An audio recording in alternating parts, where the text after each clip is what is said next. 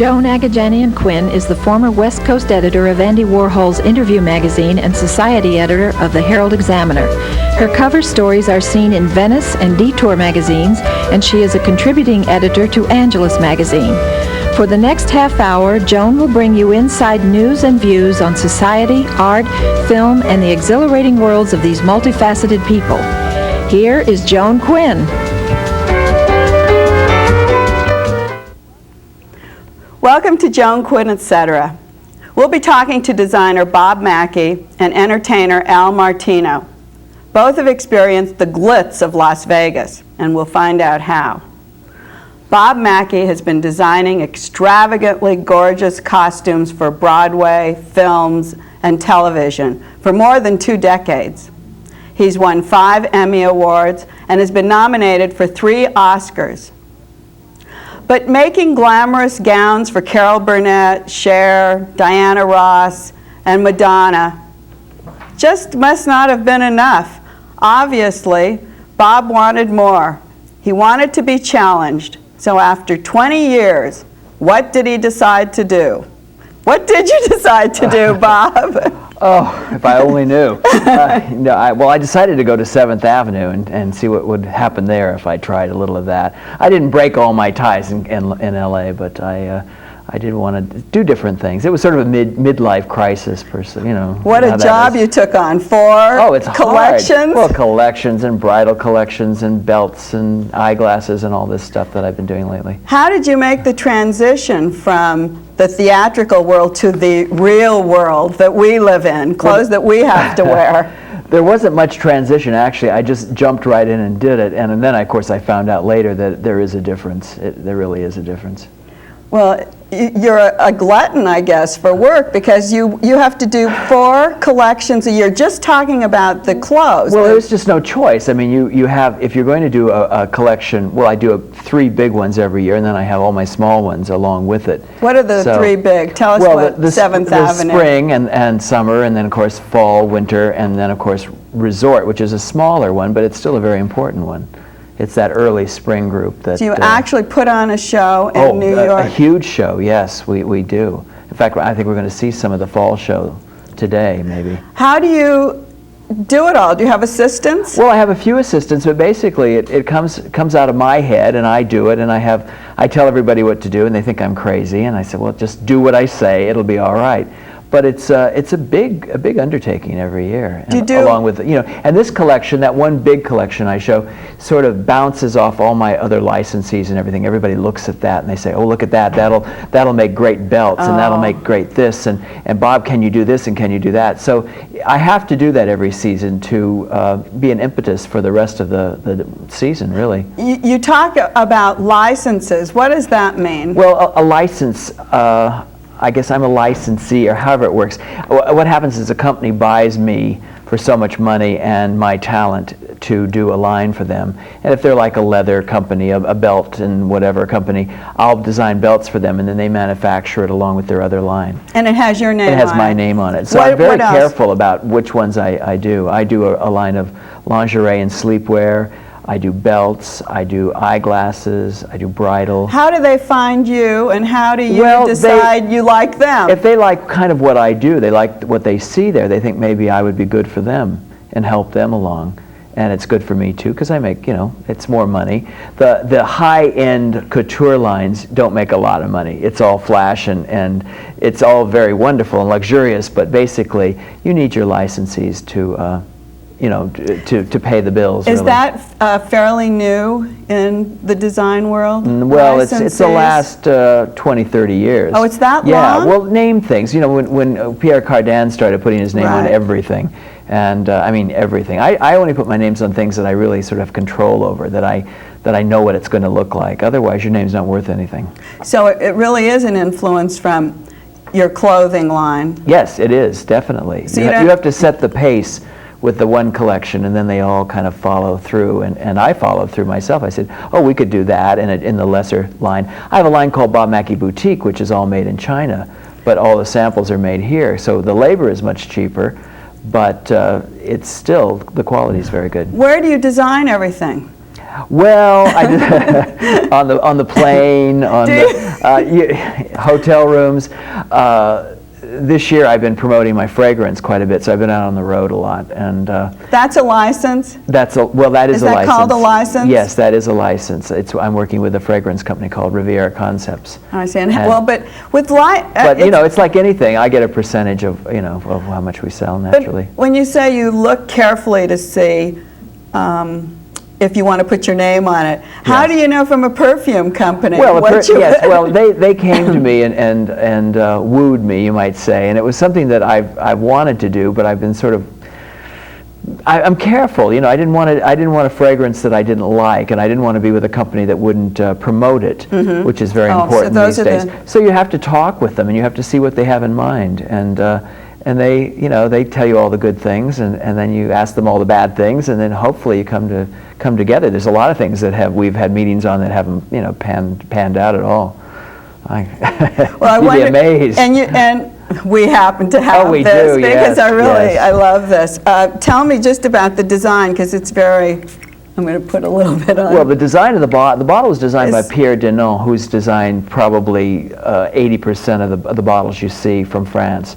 He's a wonderful bottle designer. But should it be laying down? Well, it's like great. This? But it's wonderful like that. But it's also wonderful in the hand. It feels very comfortable. But it looks like a faceted jewel. Somebody said it looked like a pregnant woman. I don't know, because it has a little bump in the front. It looked like a faceted jewel to me. Is that the idea? It's like a piece of cut crystal that they've twisted and made a little off beat. I like it very much. I'm very pleased with the bottle. But how do you choose the scent?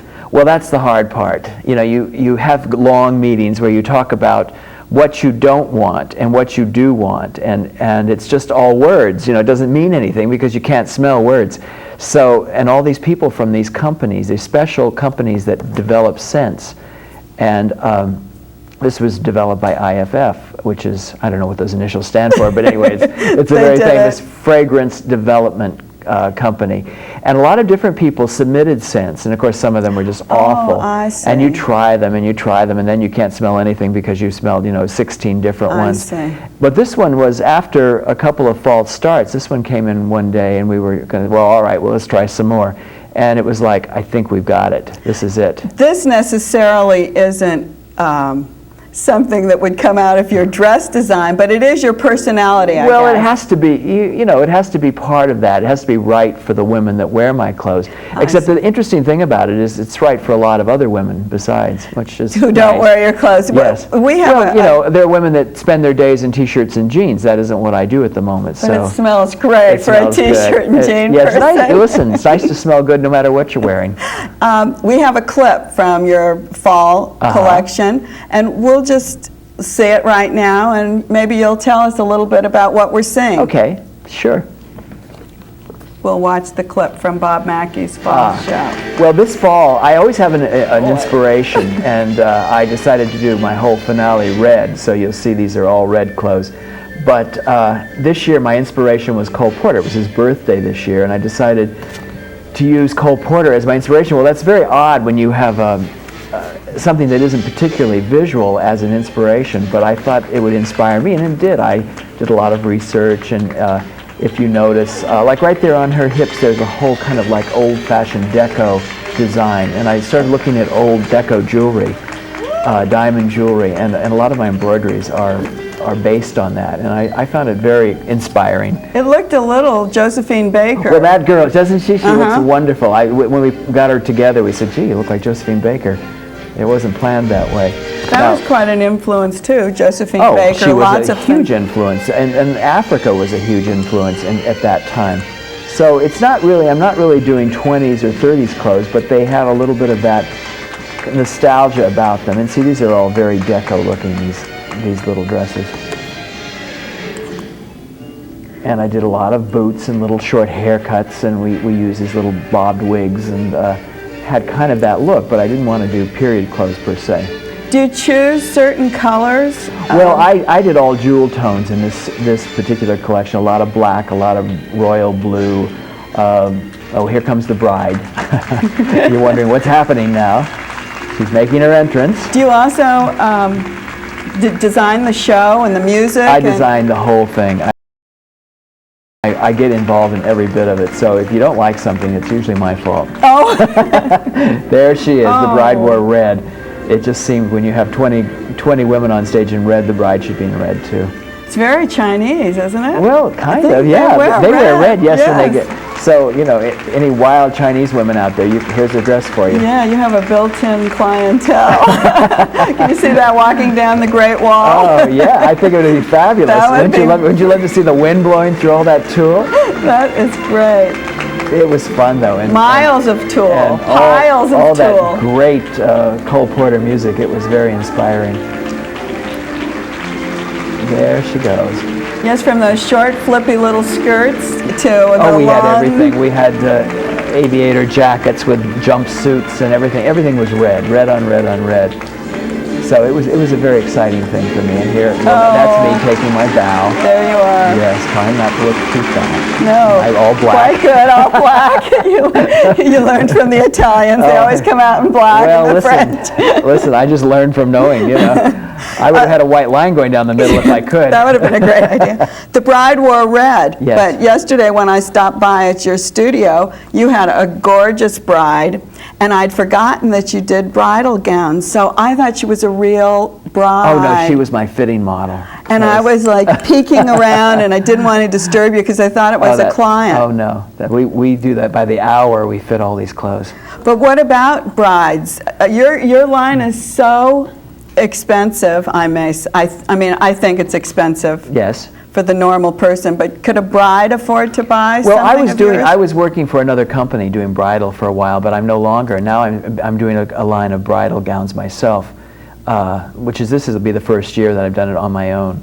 And they will be expensive, but they won't be, you know, they'll probably be up to $5,000-$6,000. But where will they start? Where will they start, say? Probably, I would say probably around 3,000 or 4,000, 3,000. I'm not So really sure. that's We haven't priced them yet, really. I shouldn't really discuss the prices at this point. They won't be all beaded, I noticed. No, not really. You have to realize that most brides are very young girls, and they don't really need all that. Exactly. I always do a few brides that are sort of those glamour brides, strapless brides, and slinky and all that, but not like we think of me. You're a native son. Yes. And you went to Pasadena City College. I did for a couple of years, yeah. Did you ever decide that you wanted to be an actor coming from Hollywood? Well, I certainly appeared in plays and all of that sort of thing, but I love the whole idea of show business. It wasn't that I wanted to be an actor so much. I just wanted to be part of all of that. Oh, so that was an influence. Oh, yeah, absolutely. I loved it.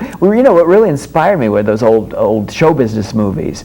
And, of course, everybody, worked very hard, and they got to play the Palace, or they got to play Broadway, or whatever. And I wanted to be part of that, but I ended up working in Hollywood instead. And you worked with two really great as an assistant to two really great designers. Well, I started out with Jean-Louis, who is a wonderful designer, designed all those Rita Hayworth and Marlene Dietrich and all those glamour girls.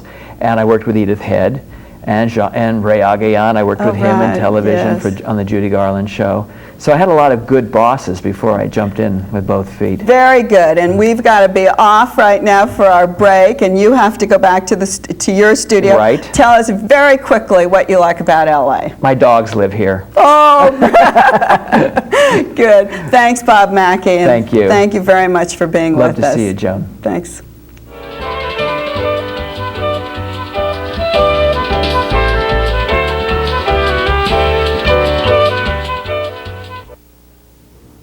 Welcome back to Joan Quinn, etc.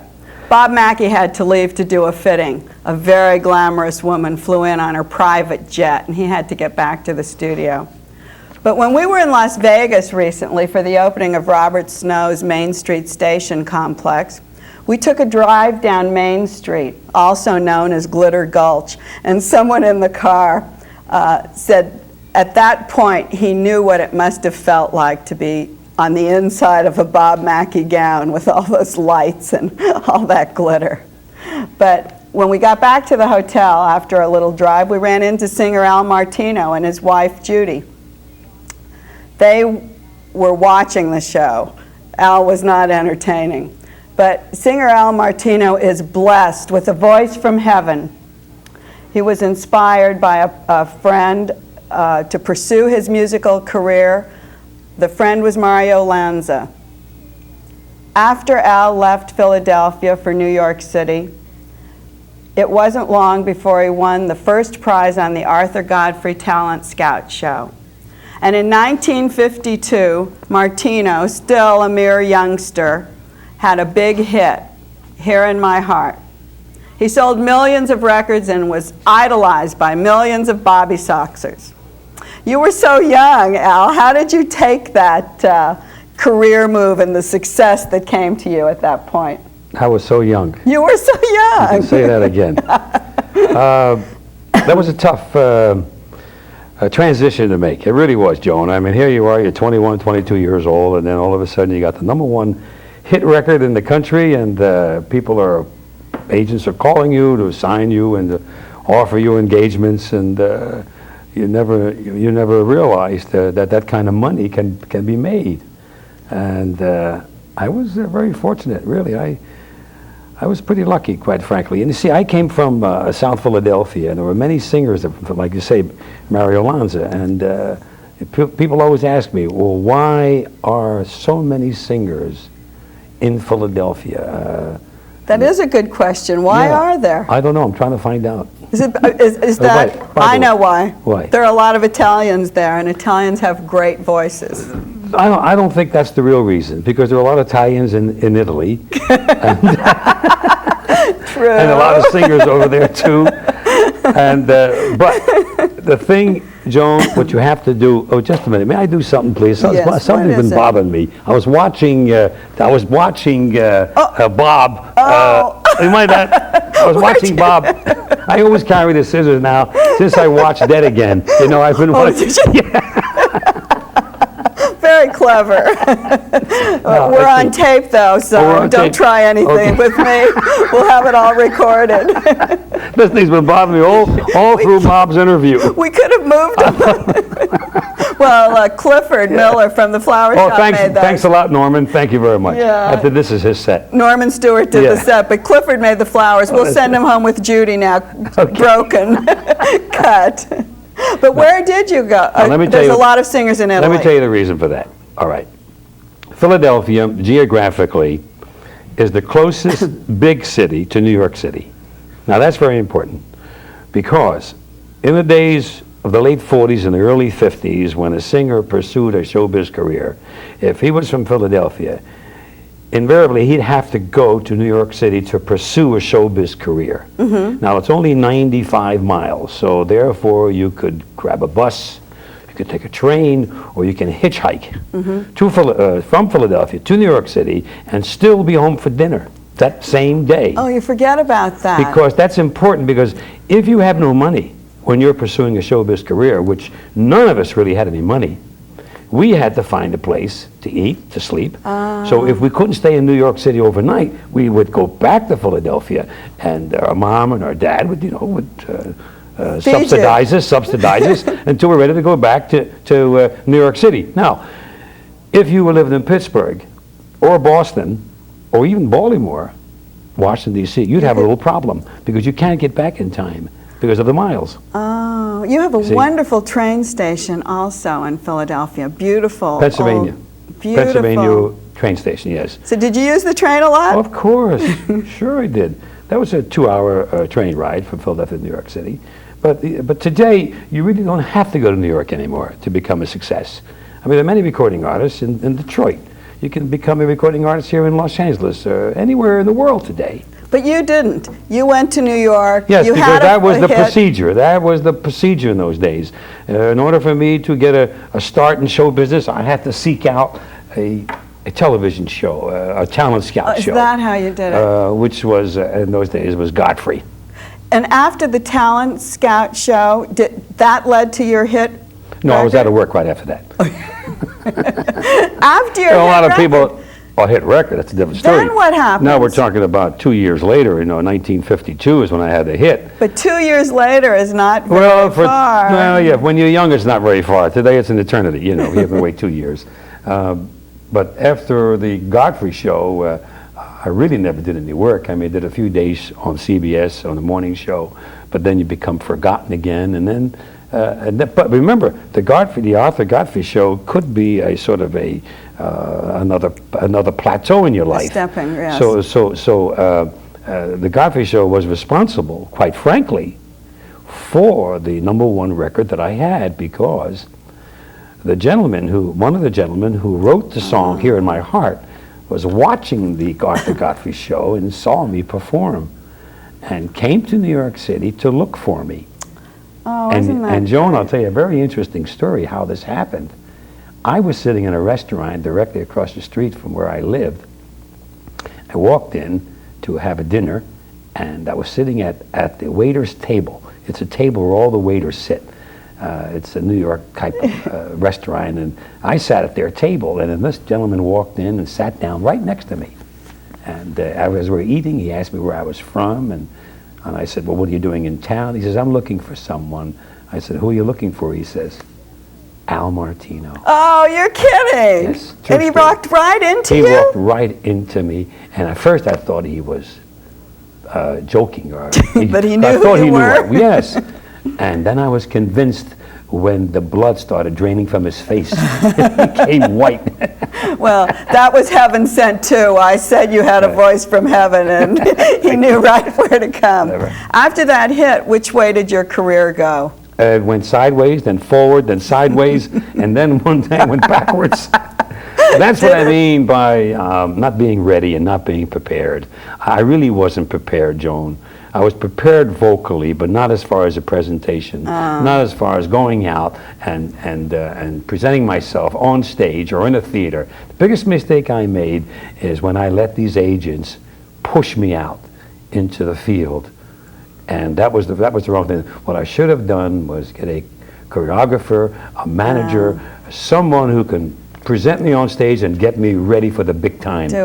Did you do Broadway when you were in New York? Well, I've seen a lot of Broadway shows. No, but did you actually? But I always saw the last half. I never saw the first half. Because you got in free, I Right, bet. right. I lived across the street from all these Broadway shows, and I always got in, we would go in at the half, and usually somebody never stayed for the half, and we would sit in their seats. That's great. But weren't you inspired to get on stage Sure to I was. sing? Of But course, what I- happened? Well, I had the #1 record and didn't have time to do any Broadway. As I said, that's where a manager comes in at. I See, you got to remember, either you go on Broadway or you're going to sing these commercial songs. Yes. That these writers. Oh, and then you spent time in the studios. Is Sure. that what it was? What I should have done was stay with the Broadway material and the good Cole Porter and all those great songs, because they go on forever. Right. Once you start fooling around with these songs that these, like for instance, Mitch Miller, he would have a whole drawer full of these commercial songs. I see. Remember Frank? Yes. Recorded a lot of them. They weren't too good. Yes. And he still regrets that. I fell into the same bag. Do you think that makes a big switch and change in your career, doing something too commercial? I don't think you should do too many of them. I think you should stay, as I said, with the old standards. Because The thing is, though, you are known all over Europe. You have a big Yeah. career in Europe. They look back on those songs, don't they? They make albums, they play old songs of yours. yeah, they just repackage them all the time. I'm going to Germany soon, very, very shortly, to do 2 television shows, one in Hamburg and one in Frankfurt. And of course, we're going to be singing the songs that I recorded, like Spanish Eyes Right. and I Love You Because, Mary in the Morning. They'll all be there scheduled for that Do show. they have bring in an orchestra, or do you choose the music, or how do you do No, it? they'll have a huge orchestra, maybe 40 or 50 musicians in this orchestra. And I've been going to Europe since 1952. I played the Palladium in '52, Oh, you and I did. played almost every theater in Great Britain, Ireland, and Scotland. Why did you go to Europe? Why did you go?